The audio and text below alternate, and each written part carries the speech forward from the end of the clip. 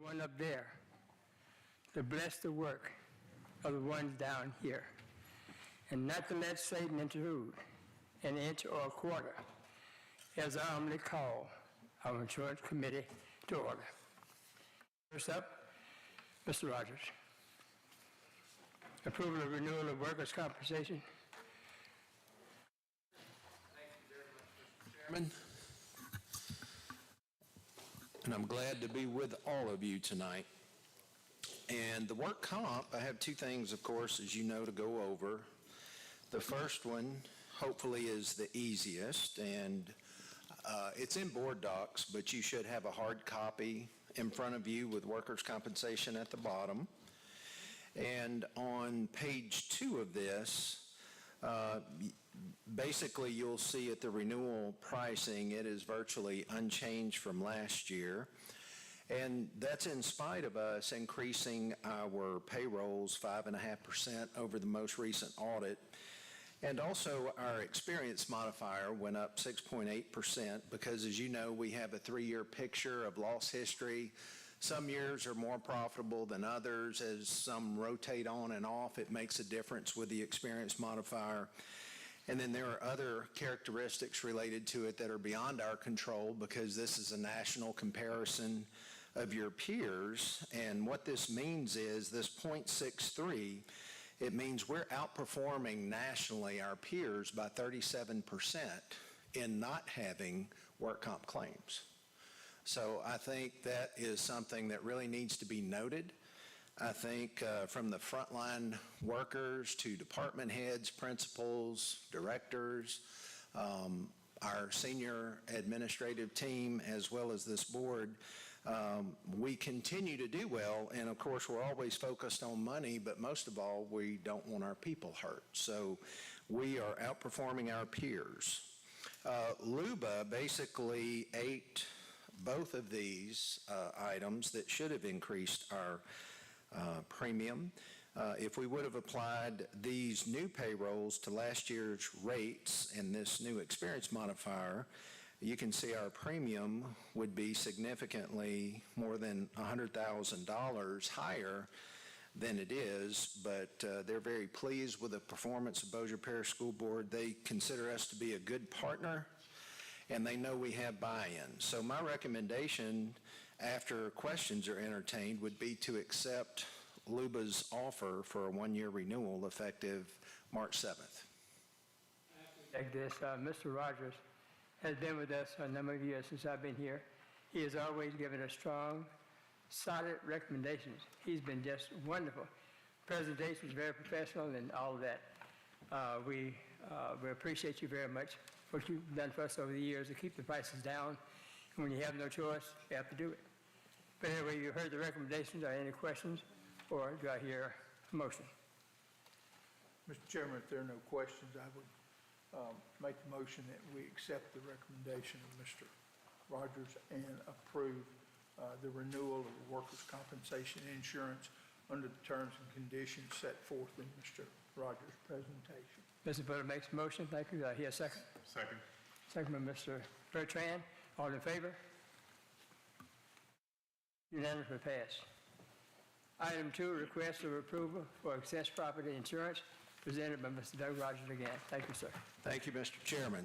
And this will be a lesson in, do you save good news for the end and finish on a high note? Or do you take out of your bag of tricks the best news first? Thank you, Mr. Chairman. Pardon me for interrupting, Yes, Mr. sir. Rogers. Based on the information you have already provided to us regarding this renewal, it's basically a 2-part issue that we're looking at. Number one, the basic property policy, and then a wind and hail damage. I call it a rider. I'm sure you have a more technical term. Yes, sir. Whatever the case, Mr. Wiggins and I have had a discussion along with yourself. Yes, sir. And there are some matters that really would be deserving of further consideration with regard to the wind and hail Yes, sir. policy. That said, while we will, I'm sure you will address that, Mr. Chairman, I would ask that we defer any action on wind and hail because it doesn't have to be done tonight. And there are many aspects to how we approach that issue. And we just don't have the time during this meeting to address all facets, as Mr. Rogers has already, in a conversation noted. We just don't have the time. So we look at the property, which we have to act on, but the wind and hail, I would suggest that we defer that action until you can call a meeting in the next week or two. Mr. Miller, I agree wholeheartedly with you. Any other concerns or questions from other members of this committee? If not, I'll entertain a motion to defer or table, or however you choose to put it, until Do we near even need to- future.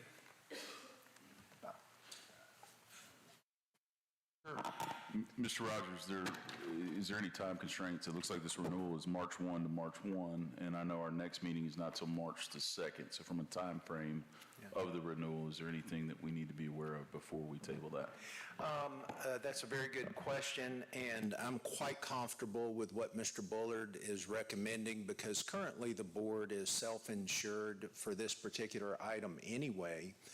And so by not taking action, we're just continuing the course that we started last year.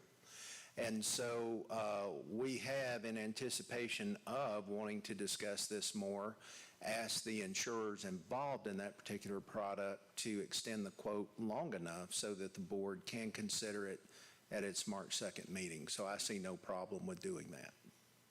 As chairman, I also order that, and I'll get with Mr. Rogers and other members of the committee and others to determine a date to be held as expeditiously as possible. That sounds fine. Well, with that direction, I will focus then on just the nuts and bolts of the property insurance renewal.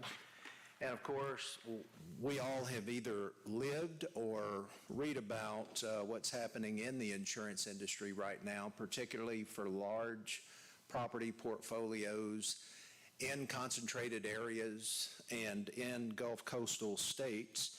And, it did not help us, the very severe hurricane that went through Florida last year.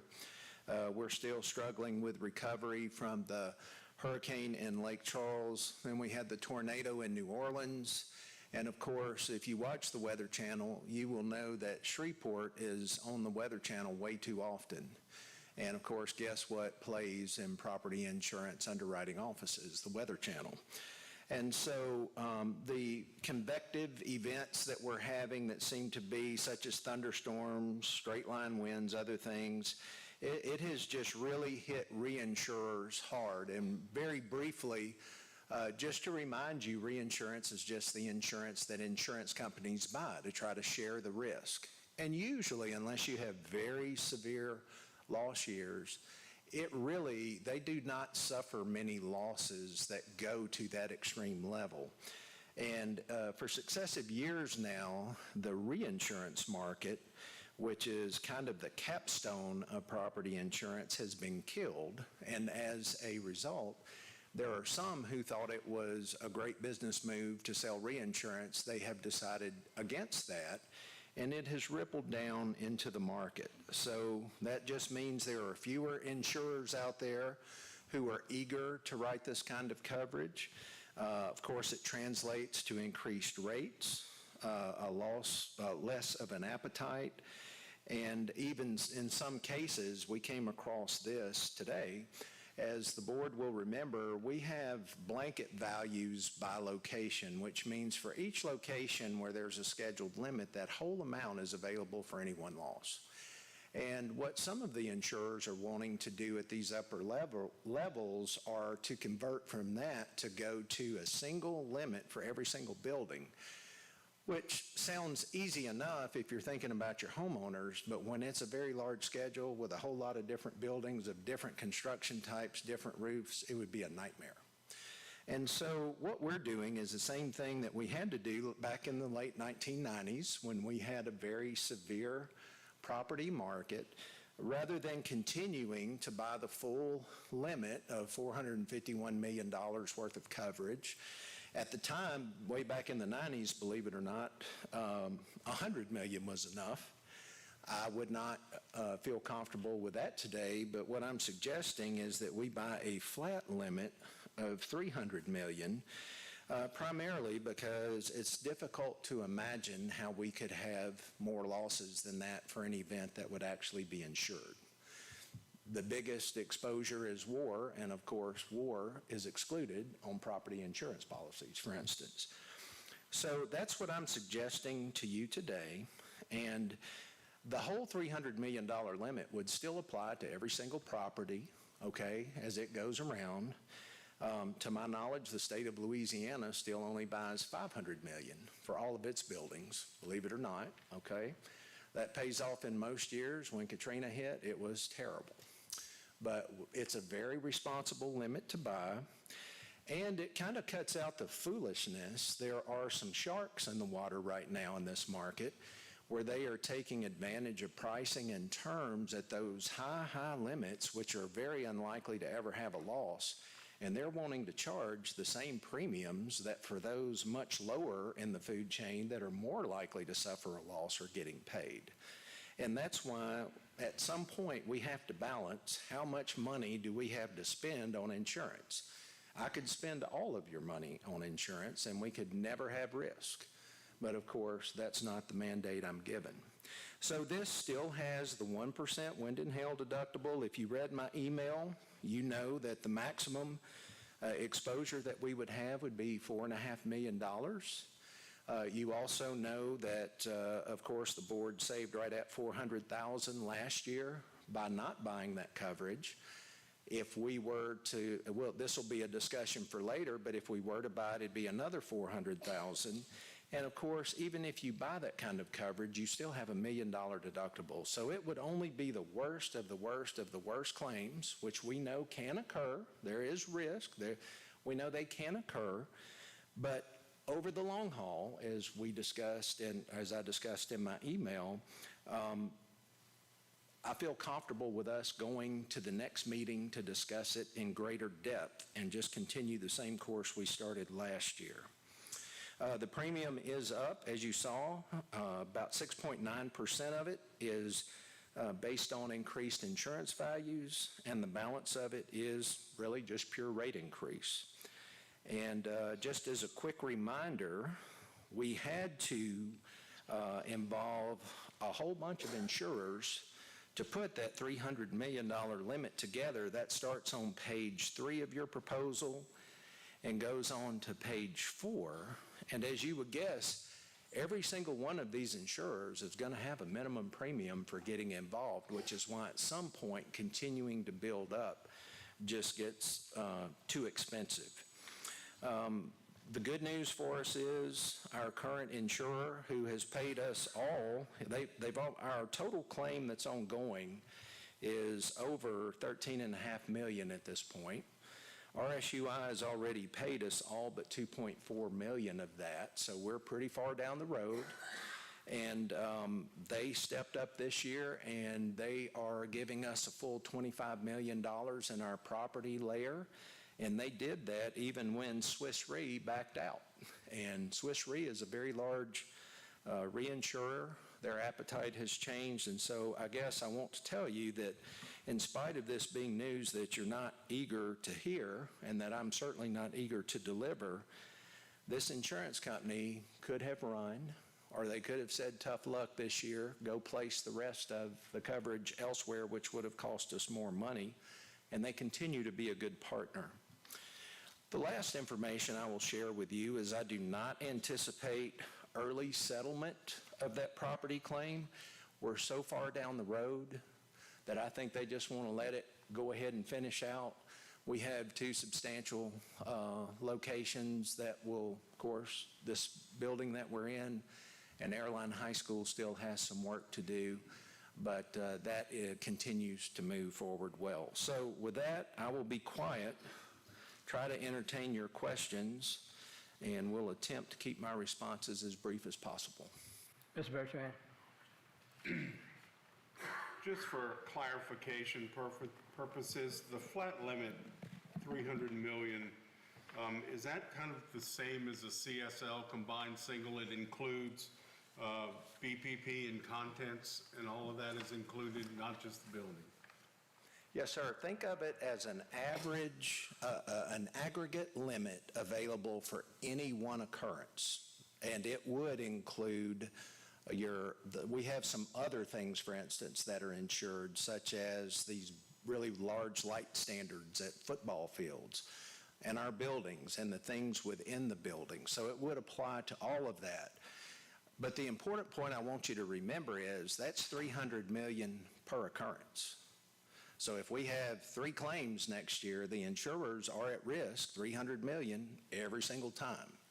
That's where it differs from an aggregate limit. It's almost like an auto accident policy. Whatever your limit is going to apply every time you have a wreck. This limit will apply every time we have a loss, which I pray doesn't happen, but that's the way it works.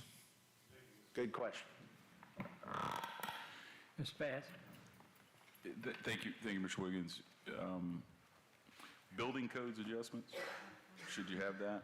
We still have the law or ordinance, demolition increased cost of construction at the same limits. They did not change any of our limits, and I believe, speaking from memory, we have a $5 million limit for that. Okay. And is that, based on how the policy is written, does that include, does that count towards the 300 million? I'm sorry, Mr. Bass. I'm sorry, based on how the policy is written, does that 5 million count towards the 300 million single limit? It's a sub-limit, yes, Okay. sir. So Thank we, like on your homeowners, you're never going to get more than that maximum limit on your policy, but that $5 million would be a part of the 300 million. It wouldn't be 300 plus 5. And you might say, well, can we get more? No, we've argued over that for years, and we're very fortunate to have that because many insurers will not grant more than $1 million for that now. Further? Yes, ma'am, Ms. Rutherford. In the notes, this year we're going to include the active shooter. And It is. In fact, some of these insurers involved in the reinsurance did not want to participate without it. And because of... correct, that's in the Yes, premium. ma'am. All of that, the bottom line is the bottom line for everything we're talking about. The only thing that is a standalone is the wind-hail deductible buyback that we will defer to the next meeting. We have Well, not. Mr. Rogers, I We didn't have think- not. I know I have. And I think it's good. Yeah. I did not know this was one of our first where they're requiring this kind of thing be built into it. And, you know, this particular form includes liability coverage as well. But in some of these horrific events, of course, buildings are damaged too, and they don't want to be litigated against for things that aren't necessarily a part of their coverage when people expect things to be fixed. Yes, ma'am. Any further questions? Do I hear a motion to accept? Mr. Chairman, my recommendation, rather than being able to list all the names of the insurers, Luba was very elegant, and I could say I recommend we accept the offer from Luba. In this particular point, I recommend that the board accept the offers for all coverages except the wind-hail deductible buyback as listed on pages 3 and 4 of my proposal. Thank you. I'll make that motion, Mr. Chairman. Thank you, Mr. Butler. I hear a motion that we accept the Second. recommendation from Mr. Rogers, second by Ms. Brotherton. All in favor? It's unanimous. Once again, I'll say it loud, Mr. Rogers, you stand out of the crowd. Thank you so very much. Appreciate it. Thank you, sir. Item 3, discussion action, life insurance renewal, presented by Mr. Jason Altman.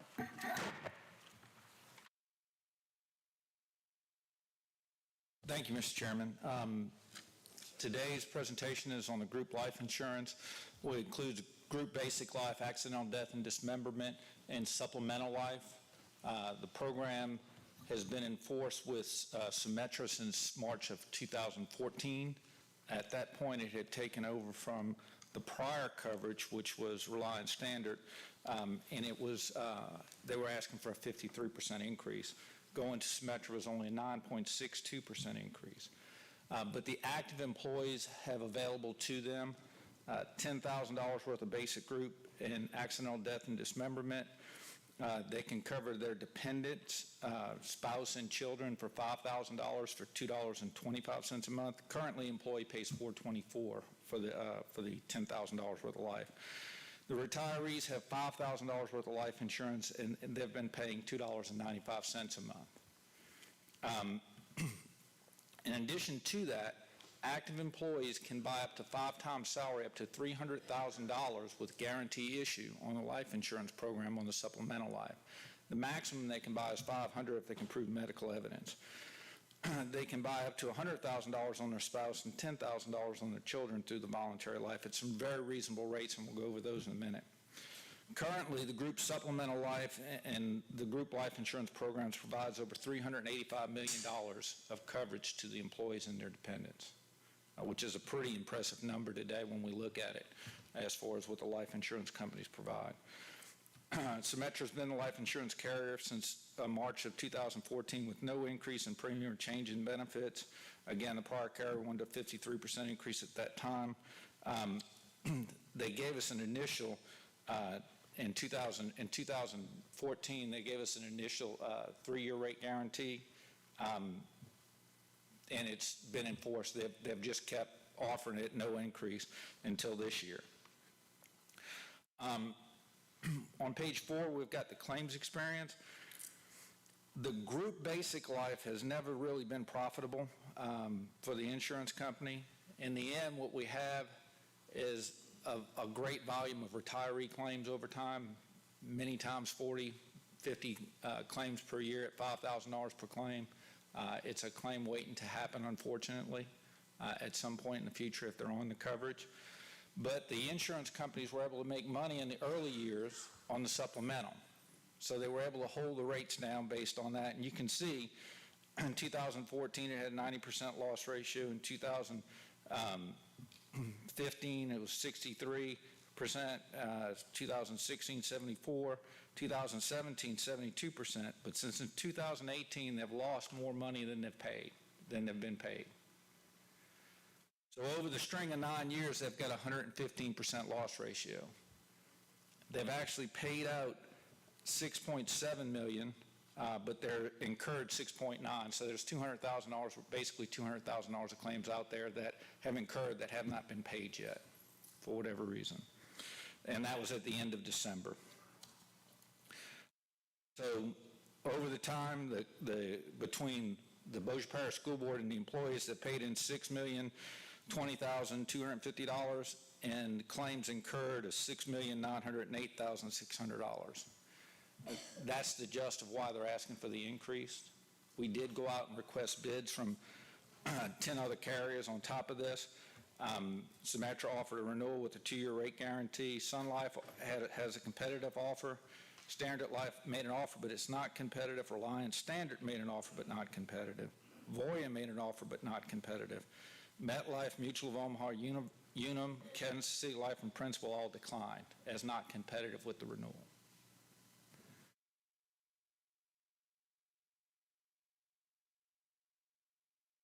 The adjustment to the group is about a 20% increase on the rate itself, and the current carrier is the best carrier as far as an offer on the group coverage. And the group coverage, again, is that $10,000 on the employees, $5,000 on the retirees, and $5,000 on dependents. The difference in rates on the supplemental is really pennies or less than pennies between different carriers when we're looking at this. If you look at a 24-year-old, for instance, they're paying today $2.5 cents per thousand worth of life benefits. So they can buy $100,000 for $2.50 per month. Okay. To go to the renewal, it's going to go to 2.9 cents per thousand. So it'd be $2.90. When you look at the quote that came from Sun Life, they're 2.8 cents. So it's a tenth of a cent's difference between where we are with the renewal and where Sun Life would be. If we look at the rates on the next page as far as the monthly premiums, again, Symetra's 2023 rates are at $27,000 for the group. Sun Life would be at $28,490. When we go down to the bottom, when we look at all of it included, all of the supplemental and all of the group coverage together, the monthly premium for Symetra goes from $63,915 to $74,682. And to go, if you were to leave and go to Sun Life, it would be $73,338. Again, all of that difference in the supplemental pennies per thousand when we look at it. Because when we're talking about $380 million or $385 million worth of volume, it's really just less than a cent in many instances. Yes. My apologies, we're running out of time. Can you tell us what the increase might be and who are you recommending? Yes, sir. And I apologize, we stepped up. Oh, no. I completely understand. So the active employees, if we stay with the renewal, my recommendation would be to take the renewal. Number one, for the 9 years have given us a 0%, the 115% loss ratio, and being only slightly more than the nearest competitor, and everybody else being substantially more, I would recommend that you stayed where it was. But an active employee's premium, today they pay $4.25, it would go to $5.20. Retirees' premium would go from $2.95 to $3.20, which is 25 cents a month on that. Like I said, the life rates will go up, but many instances less than a penny per thousand.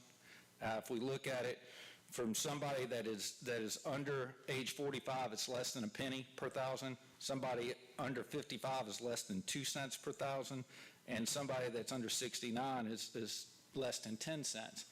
As you get up the tree, again, this is just active employees, so there's not a whole bunch of volume of voluntary life insurance on 65 and 69-year-olds. They're just not working that late as far as what they buy. So my recommendation is to stay with Symetra with the 2-year rate guarantee. Committee members, we've heard the report, Ms. Alman, and the recommendation. Do I have a motion? I make a motion that we accept his recommendation of staying with, what's it called, Symetra? Symetra. The motion by Ms. Brotherton, we accept the recommendation, second by Mrs. Darby. All in favor? Any other questions, comments? Despite all the fun, the work of the insurance committee is done. Go ahead, Mr. Larson. One thing real quick. Yes. I talked to Will, and since this one about approval of excess property, we're just delaying that till a later date. He would recommend that we lay it on the table until a later date at whatever date you pick. We But have. since it's already on the agenda, we need to vote on it. Okay. Is that right, Will? Table it and then make a motion to table it and then just vote on it. And that will cover it for, not yours. No. Mr. Chairman, Thank you, Ms. Mr. Jackie President. Lansdale Mr. said Butler. she put her note in a box to speak. Would you rather me wait for the next meeting when this item comes back up? Ma'am? Insurance, but I will wait for the next. Thank you so much. We appreciate it. As long as you recognize the fact I put it in there. Yes, ma'am, of course. Okay, No problem. thank you.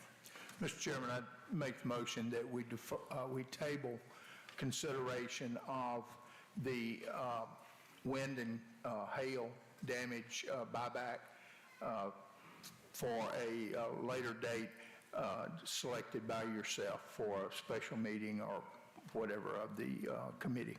Heard Ms. Bully's recommendation, Motion. a motion. Second. Second by Mr. Bertrand. All in favor? Okay, Thank you. thank you.